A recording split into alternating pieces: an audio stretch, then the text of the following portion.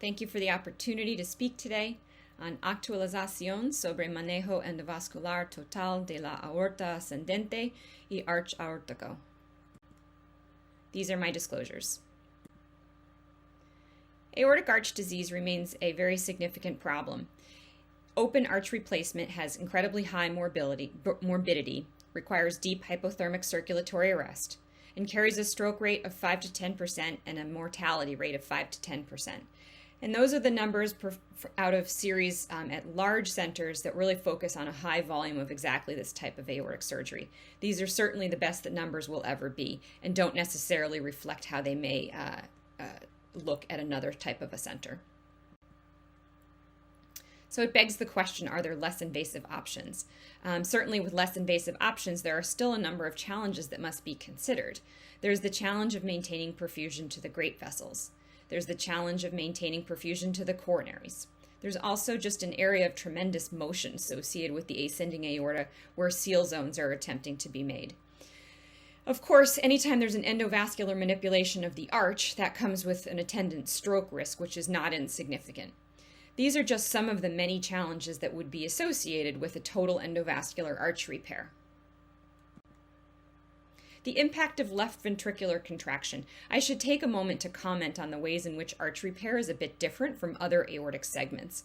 The proximity to the aortic valve means that devices are subject to tremendous motion and force with each ventricular contraction. Intraoperatively, this can impact the precision of device deployment. And long-term, this aortic pulsation can threaten the durability of the repair through either complications of the branches migrating or becoming occluded, or with a loss of the proximal seal. There are some commonly employed strategies to mitigate this, which include adenosine administration to temporarily stop the heart while the device is deployed. There's also temporary occlusion of the IVC described to reduce preload. But probably the most widely used is temporary rapid ventricular pacing, since it seems to be much more reliable and still relatively easy to perform. By way of background for this topic, it's also worth taking a moment to refresh our memory of the aortic zones of the arch as described by Ishimaru and colleagues. The treatment options differ a bit according to the extent of disease, and the treatment options are also described in terms of these zones. So from the aortic valve to the innominate is zone 0, that area encompassing the origin of the left common carotid, zone 1, and the origin of the left subclavian, zone 2. So back to the question of these less invasive options. In vascular surgery, we always classify things according to open, endo, and hybrid. So we're going to start by reviewing briefly the hybrid options for treating arch pathology. Those include the frozen elephant trunk, as well as an extra anatomic bypass and TEVAR. We'll get into the endo options a little bit down the line. First, there's the frozen elephant technique. This proceeds through a median sternotomy, and the arch is then replaced in a traditional open fashion. A TEVAR can then be advanced into position in an antegrade manner.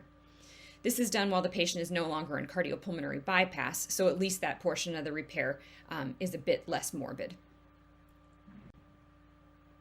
There are actually commercially available devices since this treatment strategy has been employed for so long. These include the eVita Open Neo from Jotech and the Thoraflex from Terumo Aortic. They have a side branch for perfusion cannulas to be placed. They come in a range of diameters and even a couple of different lengths. The manufacturers recommend a 15 to 25% oversizing. And the Terumo device actually may be used in the US relatively soon, since it was granted a breakthrough device designation from the FDA in April of 2020. What about the outcomes, though? Are they actually any better? No advantage has really been demonstrated over open repair in terms of stroke or spinal cord ischemia. In-hospital mortality has also not been significantly different. It does allow for earlier rewarming and reduced operative time, which then in turn leads to reduced ischemic complications, including myocardial infarction. What about extra anatomic bypass with TEVAR? The extent of disease dictates the necessary strategy. Of course, the simplest is a zone 2 hybrid repair that only requires a left carotid subclavian bypass in addition to a traditional TEVAR. A zone 1 repair is a bit more complex, requiring not only a left carotid subclavian bypass, but also a right to left carotid bypass. Those can either be approached anteriorly or posteriorly.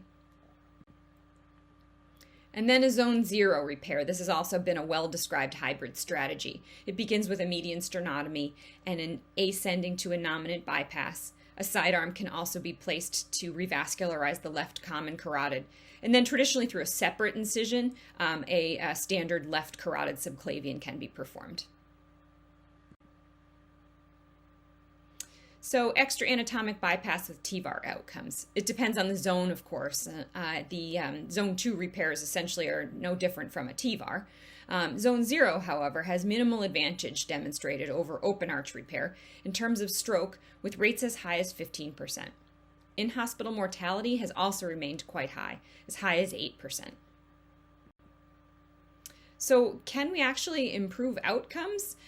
These hybrid repair strategies have really only shown mildly improved outcomes. So total endovascular arch replacement has continued to be pursued with the hope that it will finally improve outcomes and obviate the need for a sternotomy. Parallel stent grafting with TEVAR is one of the first approaches that we'll talk about in terms of total endovascular arch repair. The extent of disease, again, dictates the necessary strategy, and this is just a case report to help illustrate how this technique might look in practice. Essentially, what can be done is a parallel deployment of stent grafts next to a TEVAR device, and those would maintain perfusion to the great vessels of interest. And Chemney techniques have been relatively well described. The reported series, however, are still relatively small, with mostly fewer than 30 patients included in each of them. So while the mortality rate has been less than 5% in a lot of these techniques, a type 1A endoleak rate as high as 60% or more has been reported, and stroke rate remains at 5%. So I think we have to do better than this. Is there something that with a low mortality that we can do that actually fixes the problem? I would consider this to be a real failure, these Chimney techniques. For a procedure that fails to treat the problem in 60% or more of cases, the mortality and stroke rates are just not justified, in my opinion. So does a fenestrated or branched option work any better? Well, for the most straightforward of cases, zone 2 repairs, there is the Valiant Mona Lisa device and the Gore-Tag thoracic branch device. Both of these maintain perfusion to the left subclavian through a single branch. In situ laser fenestrations can also be used with maintenance of perfusion to the left subclavian performed via a fenestration, and then serial dilation and deployment of a covered stent graft, very similar to this technique here. What about fenestrated and branched technology? This has been applied to more complex arch pathologies than just zone 2 repairs. This is the Cook arch branch device. It's a custom-made device, and this is the 2-branch configuration depicted here.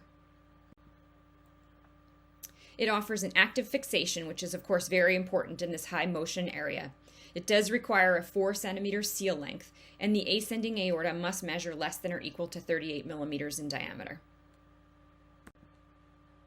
There's also a 3-branch configuration, and in this case, flow is maintained to the left subclavian through a preloaded branch that is cannulated retrograde from a femoral access site.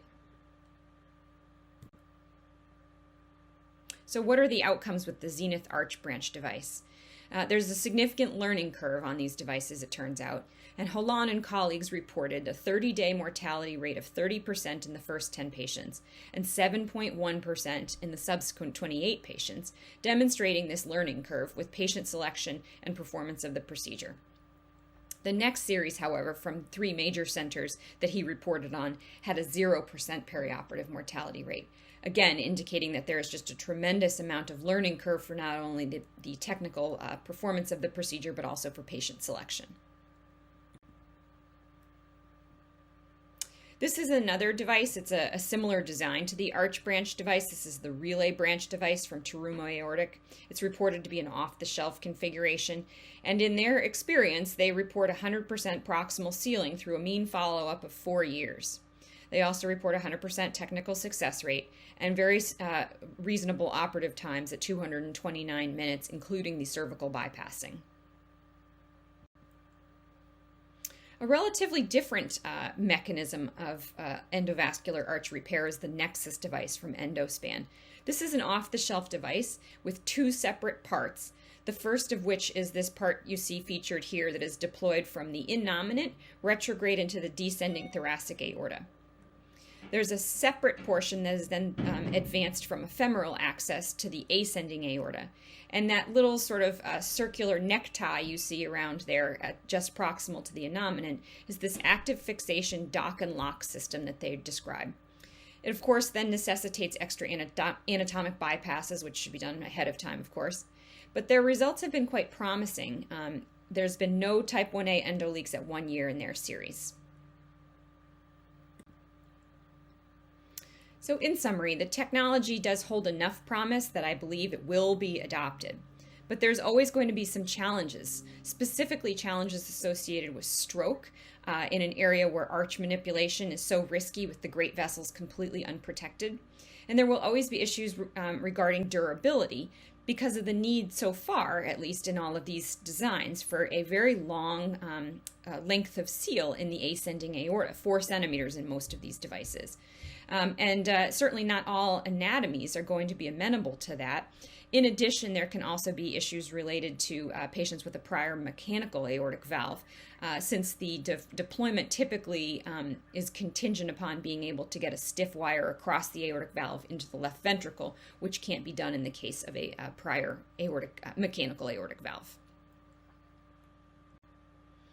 So in summary, further research is absolutely needed to define the long-term outcomes and to optimize these device designs to make them a truly feasible option. Thank you.